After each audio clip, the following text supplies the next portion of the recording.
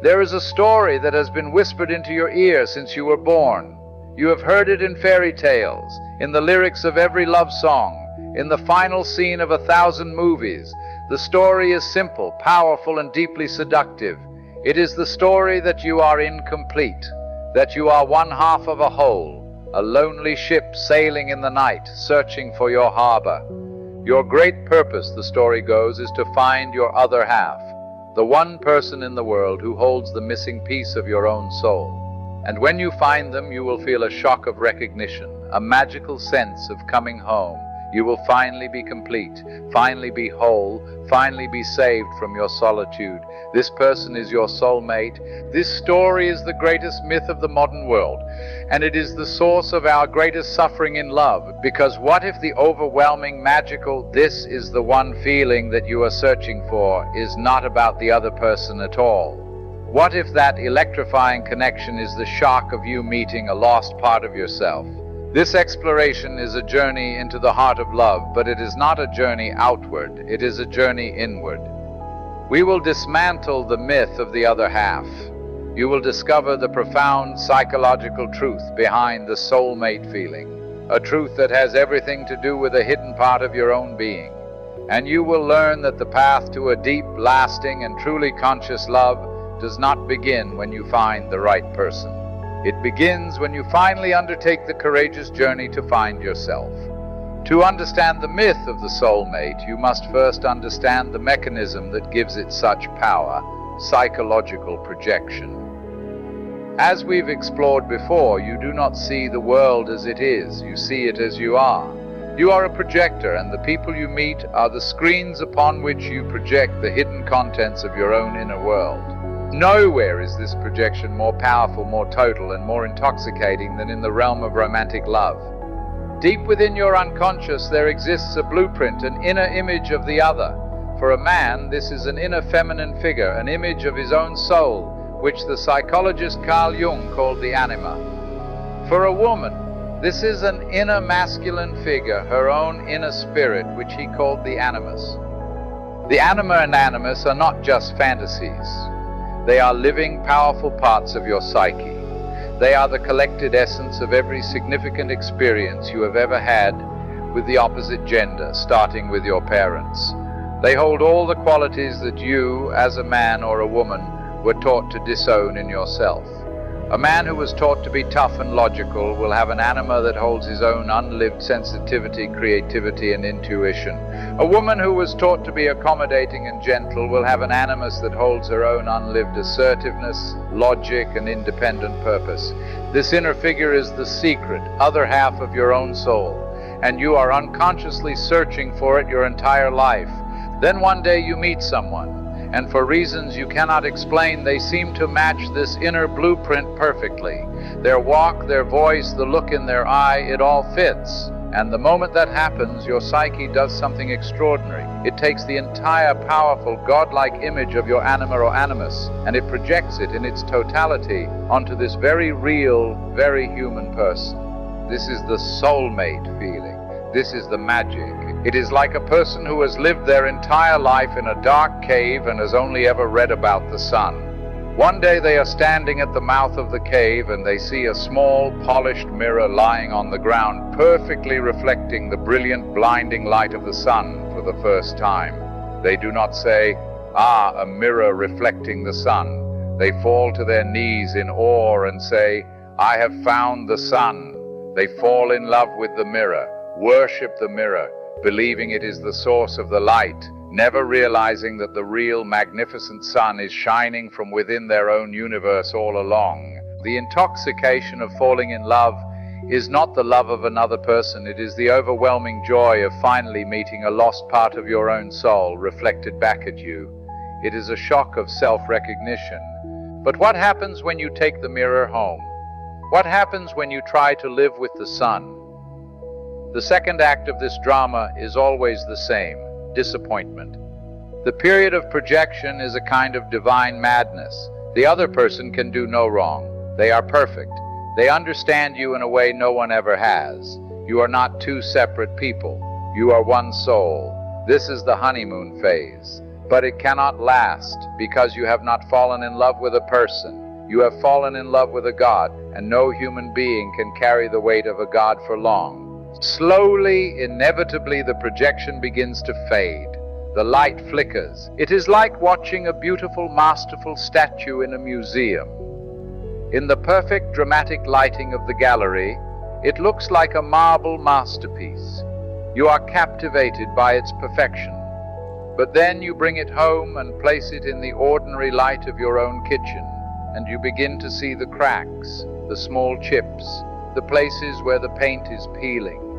You realize with a sinking feeling that it is not made of marble. It is made of plaster. The statue has not changed. The lighting has. This is the moment of disillusionment. The other person starts to show their flaws, their insecurities, their very human messiness. The anima or animus projection, which hid all of this, can no longer hold. You see the real person standing in the ordinary light of day, and the common tragic response is to feel betrayed. You're not the person I fell in love with, you say. And you are right. You fell in love with a projection, and now you are blaming a human being for not being a god. Without this understanding, you become trapped in a tragic cycle. You believe you simply chose the wrong person. So you leave, and you begin the search again, always chasing that initial, intoxicating high of projection. You become like a person who is addicted to the trailers of movies. The trailer is a perfect 2-minute promise of adventure, romance, and excitement. It shows only the best parts. You watch the trailer, you feel the thrill, but then you refuse to watch the actual movie. Because the full movie is complex. It has boring parts, it has difficult scenes, it has a messy, complicated plot. So you leave the theater and you go in search of another perfect trailer, forever chasing the promise and forever avoiding the reality. This is the endless search of the person who is looking for their soulmate, not their soul. So what is the way out of this cycle? It is not to stop loving, it is to learn to love consciously. This is the cure, the beginning of the alchemical work of love. The first step is the most difficult. You must withdraw your projection. This is not an act of rejection. It is an act of profound love and honesty. It is the act of taking your soul back. It means you must consciously separate the godlike image you have projected onto the other person from the real, flawed, beautiful human being who is standing in front of you. You must let them be who they are, not who you need them to be. But what do you do with this powerful, godlike image once you have taken it back? You cannot destroy it. You must turn to face it. This is the beginning of the inner marriage, the alchemical wedding. This is where you stop seeking your other half in the world, and you start cultivating it within yourself. This is the work of tending to your own inner garden. For a man, this means consciously turning to his own inner world, his anima. It is the work of cultivating his feeling, his creativity, his intuition, his connection to nature. He must learn to listen to the music, not just read the notes. He must learn to read the weather of his own heart. He is tending to his own soul. For a woman, this is the work of building her own inner structure. She must turn to her own inner spirit, her animus. It is the work of developing her logic, her courage, her independent purpose, her connection to her own truth. She must learn to draw the map for her own journey, to forge the sword of her own clarity. This is not just a metaphor, it is a real psychological practice.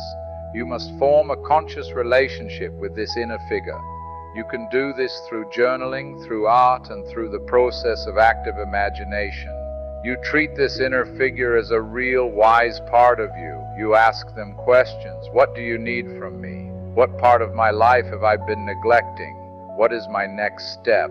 By doing this, you are not waiting for someone in the outer world to bring you these qualities. You are consciously cultivating them within your own soul. When you do this inner work, a profound liberation occurs. The frantic, desperate search for the one comes to an end. The deep, aching feeling of being incomplete begins to fade. You are no longer one half, looking for another half. You are a whole, becoming more whole. And it is from this place of wholeness that a new kind of love becomes possible. You stop looking for someone to save you, and you start looking for someone to share your journey with. You stop looking for someone to complete your puzzle, and you start looking for someone whose puzzle is as beautiful and complex as your own. It is the difference between two beggars, each with an empty bowl, hoping the other has some food to share, and two kings, each with a feast in their own kingdom, who choose to invite the other over for a banquet. The love that comes from need is a love of poverty. The love that comes from holiness is a love of abundance. This is the true meeting. It is a relationship between two individuals, not two dependencies. You are no longer using the other person as a screen for your own projections. You are free to see them, to truly see them in all their flawed human magnificence, and you can love them for who they are, not for who you needed them to be. And it is here that you can finally discover the real soulmate. A true soulmate is not your other half. A true soulmate is another whole person who is also on their own journey of becoming whole, and whose soul resonates with yours in a way that supports and challenges both of your individual paths. True soulmates are not two halves of a single soul. They are like two neighboring stars, each burning with its own fire, each a complete world unto itself, but whose gravity and light create a beautiful, stable system together, illuminating everything around them. You are not looking for a soulmate. You are looking for your own soul. And the beautiful, paradoxical secret is this: the moment you finally find it within yourself is the moment you are finally ready to meet it in another.